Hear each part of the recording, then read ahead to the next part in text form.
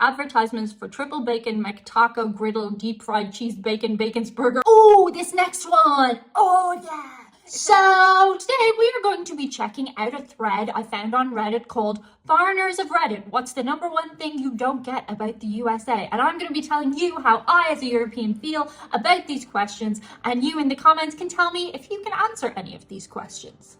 I will be trying to avoid the most common things, like we know tipping is going to come up, so we're going to just ignore that. We're going to be looking at the weirder ones. Before we get into the video, just a reminder, I do have a more adult audience who tend to forget to leave a thumbs up or a comment. When did everyone decide to become an adult? It really does help my videos, so if you could just bang on the keyboard and press enter, that would be lovely. You can also subscribe if you want to see me around more, or if you want to see even more of me and choose to prefer, you can check out Patreon or channel membership. A lot of very interesting videos went up recently. Okay, the first one is, why do students at university share bedrooms with other students? Why don't they have their own bedrooms? This is a really good question. So generally speaking, when Europeans go to university, we will just move to an apartment or a flat share close by. I think some universities in Europe do have on-campus living, but it's almost exclusively occupied by people from the USA and Canada. Let's see what people are saying in the comments. It is supposed to promote more socialization. Correct me if I'm wrong, but a lot of European schools' populations actually average a bit higher in student age, right? No. European students are generally the same age going into college as USA and Canada students. Like pretty much everybody's about 18. Somebody else corrected that person and said certainly in the UK the ages are the same, I believe. 18 youngest, some older students. We live in halls for the first year normally, where everyone gets their own room, even for the cheapest accommodation in 95% of universities. I didn't know that about the UK, that they have halls. That makes a lot of sense though. America doesn't exactly have a lack of space like the UK tend to, so it seems really odd to me. I think I might know the answer for this. Well, halfway. So a lot of American students would be coming from out of state, right? They would go to universities in different states from where they live. So there's some kind of safety in them living on campus. It's like a nice little halfway between being a full adult and still kind of being a kid. I sort of like the idea of living on campus. If it had been an option for me, well, no, I only lived 20 minutes from my college, so it was easy enough. I lived at home with my mommy and daddy.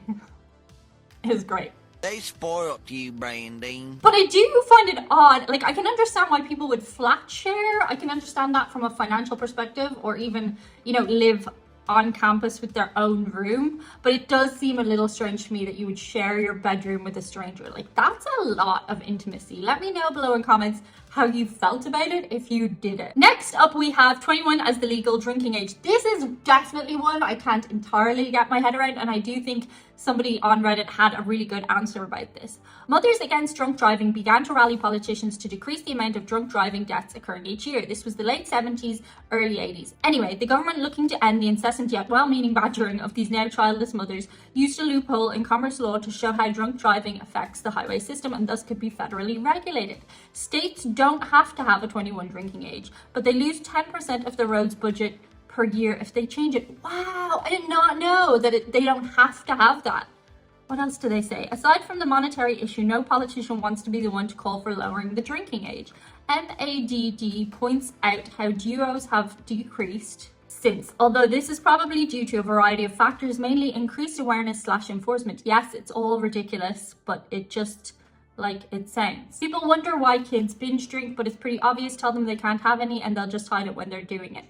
To be honest, like, I would say in Ireland, where I grew up, people started experimenting with alcohol about the age of 15, 16 normally. And yes, people did binge drink, even though it was legal at 18.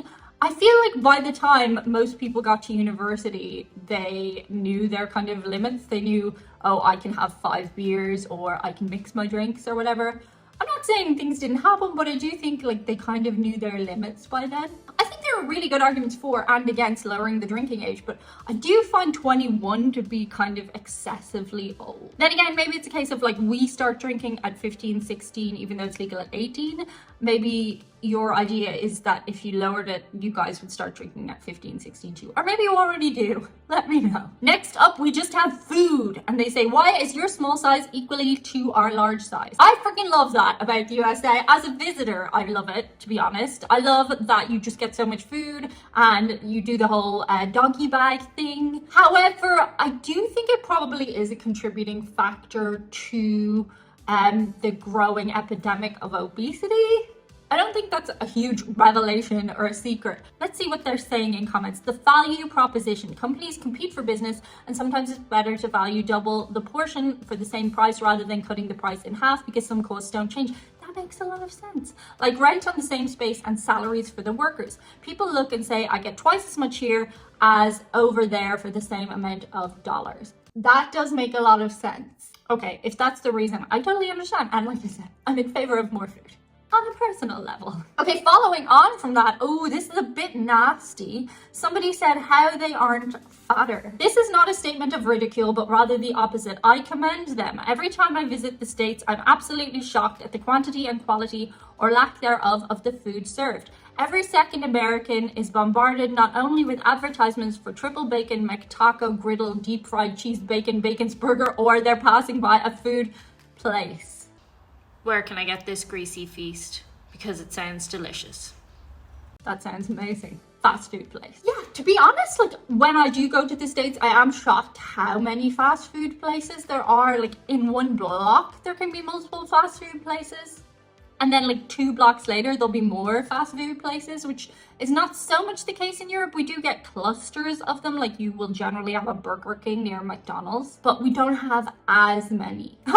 Somebody said in the comments of this, why you no fatter?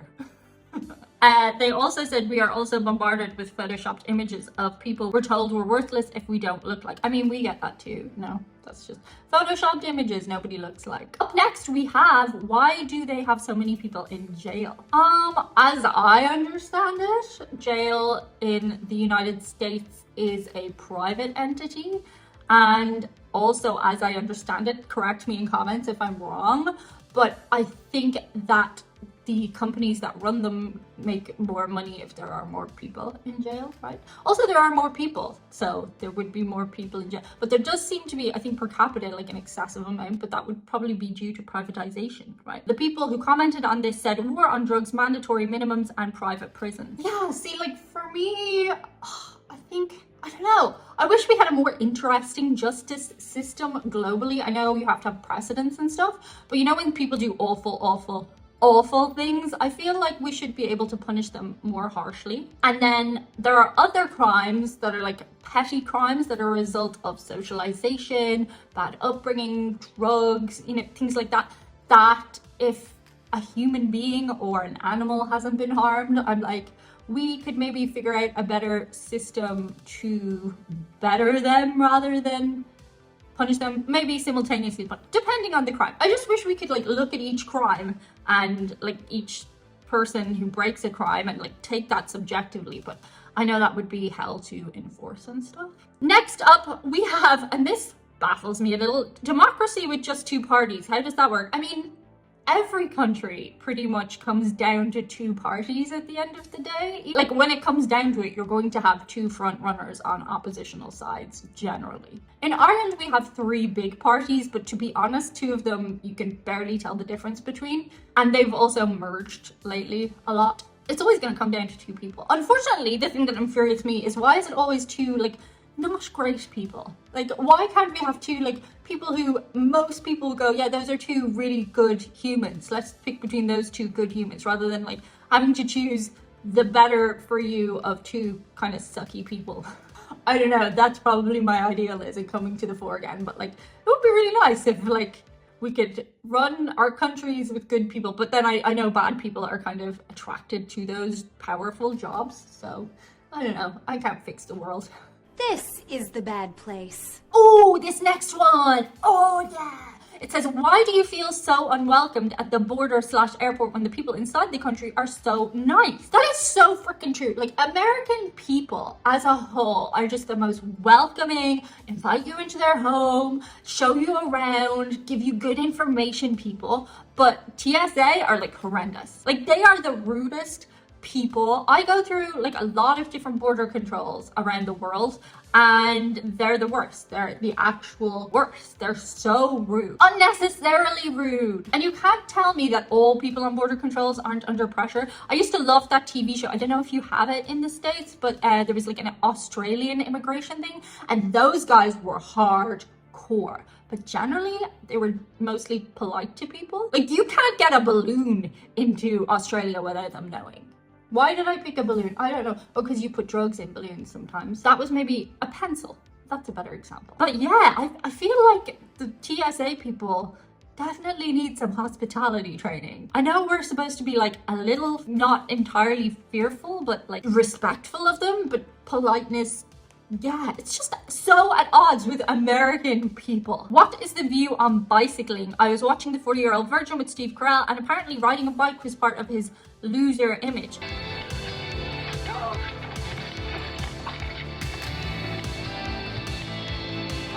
I'm Danish and will probably go as far as saying cycling as opposed to driving is cool over here. That's a really interesting question. You do not see as many people on bicycles in the States. And I think the answer to that one on the surface certainly seems pretty obvious.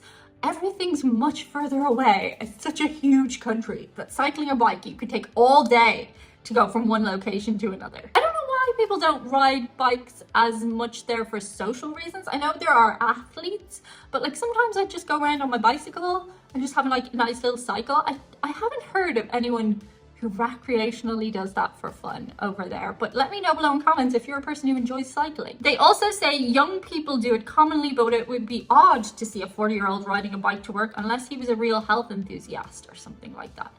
Yeah, is it like a loser thing over there? Like, I suppose maybe the implication is they can't afford a car, but like if you're not that far from work, cycling would be great, no? Is it a loser thing there? Somebody else said if you're over 40 and biking without spandex, it's probably because of a DUI. Oh. Next up, we have how theatrical their politics are. I gotta say, this is something I enjoy about American politics. Like, I do get very weary of people bringing American politics into everything. There's a certain type of person who does that, you know? We all know that type of person. But if we're going to have to hear about it, I enjoy that it's like dramatic. In reality, the last 2 US presidential elections were entirely played out on social media, and in my opinion, were won and lost on social media. I love that they take like really dramatic jabs at each other, not necessarily on a like nice human level, but like as I said before, generally speaking, they're sucky people that are up for election, and you know, I don't care about them on a personal level. So yeah, let's air out all their dirty laundry. Honestly, like I do think it would be better for everybody if it wasn't so theatrical, but just the gossipy part of me enjoys it. Somebody else said, have you ever seen the British Parliament? It's like every episode of Yo Mama except with rich old white men. Yeah, they do have their own stuff, right? Like they're very, although Ireland has had some mad little moments as well in the Doyle and the Shannon. And we don't need Father Jack either interrupted. You just really don't give a fuck. I tell you, if you'd gotten a petrol, you couldn't burn a sort of wet turf. So, and finally, we just have why you have no roundabouts. Oh no, why you no have roundabouts. I think you guys do have some roundabouts though now, right? Like roundabouts are finding a place there. To be honest, as a anxious driver who rarely drives, who doesn't have a driving license, roundabouts are freaking terrifying. Like, I think a junction is better. You have the traffic light system, although the whole turning left without through a red light thing absolutely terrifies me. To be totally upfront about, like, that would be terrifying to me. I just, like, these are the lights, we go with the lights. I like that. Roundabouts, terrifying, especially Spanish or Italian drivers. Freaking terrifying. Anyway, that's it for today. Let me know below if any of these had any emotional impact on you. You know, don't take them too seriously, but let me know what you thought. Shout out today to my squad. My squad are an amazing group of people. I see most of them every month at this monthly hangout that we have. It's usually an hour and a half. We sit around, we shoot the breeze, and honestly, it's something I enjoy and I look forward to every month. It's one of my favorite parts of being a content creator because I literally am directly communicating with my community, and they can talk to me and I can talk to them, and it's a whole good face-to-face thing. And pets, we enjoy each other's pets a bunch. Thank you to the squad. You guys are just, you're great. You're great. I don't know how else to say it. Thank you. You're great. Do you want to do the send off? That's it for today. See you guys on the other side. The other side of what? Nobody knows. You're not in your spot. You have to be in your spot. Where did the orc go? What is the view on bicycling? You smell like sleeping. You smell like you've been sleeping, but you have.